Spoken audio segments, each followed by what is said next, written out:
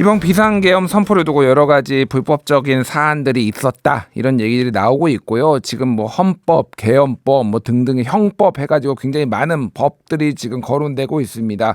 어떤 법적 쟁점이 있는지 김경호 변호사 연결해서 얘기 나눠보도록 하겠습니다. 변호사님 안녕하세요.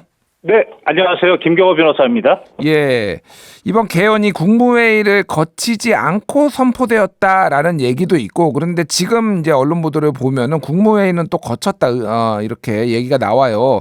또 여러 가지 이제 절차상의 불법이 좀 있다라는 지적이 나오는데 전체적으로 좀 어떤 부분이 불법인지를 좀 설명해 주시겠습니까?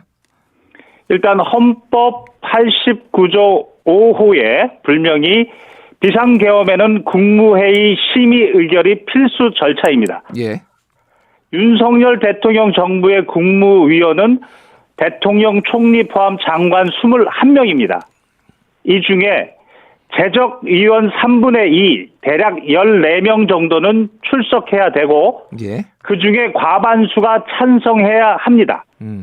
그런데 나와 있는 보도에 따르면 과연 14명이 출석했는지도 의문이고 예. 더욱이 대다수는 반대했다라고 보도에 나오고 있습니다. 예.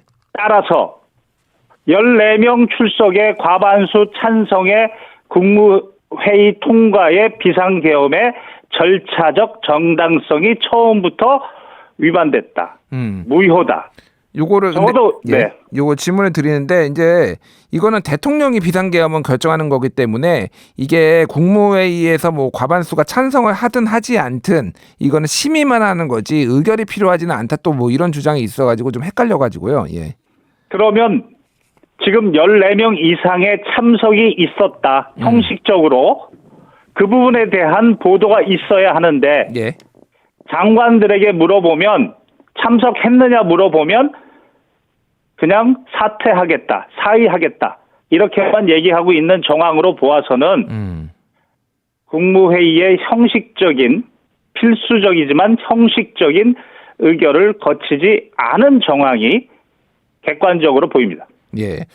이제 계엄의 어떤 요건 중에 하나가 이제 헌법 77조에 보면은 이제 굉장히 엄중한 상황이잖아요. 국가 비상 상태라고 이제 규정을 했는데 지금 대통령께서 보신 이런 현재의 상황이 거기에 계엄령을 이제 비상계엄을 발동할 정도의 엄중한 상황이었냐에 대해서는 조금 의견들이 좀 다른 것 같더라고요.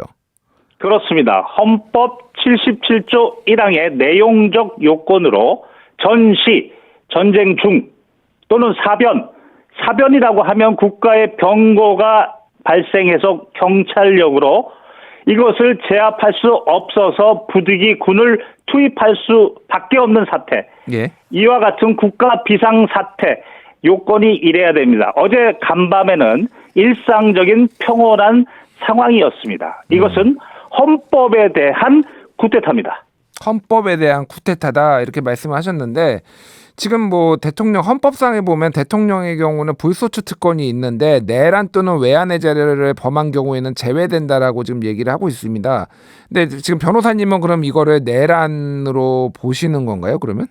그렇습니다. 헌법 84조에 불체포 특권이 있는데 예외가 바로 외환과 내란입니다. 어제 모든 국민은 보도에서 공수부대원이 총을 메고 그리고 창문을 깨고 거기에 난입하는 모습을 보았습니다. 국회에 난입하는 모습. 예. 그렇습니다. 예. 비상계엄이 선포되더라도 대통령은 행정과 사법에 대한 특별한 조치권이 있을 뿐이지 예.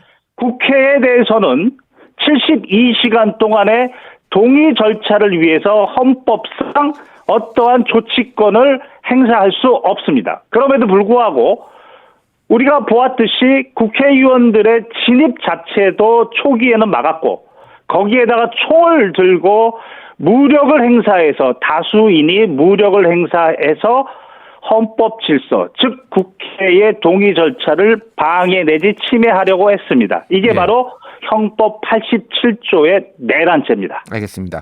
이제 뭐 내란인지 아닌지는 제가 판단할 문제가 아니고 이제 나중 추후에 이제 법적으로 이제 진행이 될 텐데 제가 궁금한 거 하나가 이제 내란 수괴가 이제 우두머리라고 하는 경우에는 이제 예전에 전두환 전 대통령의 경우에 이제 적용이 됐던 걸로 알고 있는데 이게 공범들이 좀 많다 이런 주장이 나오고 있어요. 그러니까 예를 들면은 김용현 지금 국방부 장관 사의를 표명했는데 이분도 지금 이 내란 공범이다 이런 주장이 나오고 있거든요. 이거는 좀 타당한 지적입니까? 그렇습니다. 대한민국의 대통령은 행정부 수반이면서 동시에 국군 통수권자입니다. 그렇기 때문에 내란죄이자 반란죄도 형성이 되는 겁니다. 당연히 이 명령의 수괴는 대통령이고 그 명령을 수행하고 그리고 실행한 자, 그 중에는 김용현 국방부 장관도 당연히 포함되고 계엄사령관도 당연히 포함된다. 그들 모두가 책임의 대상입니다. 예. 이제 대통령 탄핵이 이제 추진될 것 같은데 이제 어떻게 표결에 나올지는 저는 모르겠는데 지금 눈에 띄는 거 하나가 헌법재판소로 이제 만약에 탄핵 가결이 되면 넘어가야 되는데 헌법재판관이 지금 6명밖에 없어요. 근데 원래 탄핵 심판을 위해서는 재판관이 7명이 이상이 참석을 해야 된다라고 규정이 되어 있습니다. 그래서 오늘 지금 민주당이 부랴부랴 헌법재판관 2명, 마은혁, 정계선 이 두 사람을 추천을 했는데 또 이거를 제가 임명하는 거는 또 윤석열 대통령의 몫이에요. 이게 지금 복잡하게 꼬여 있다라는 얘기가 있는데 이건 좀 어떻게 보십니까?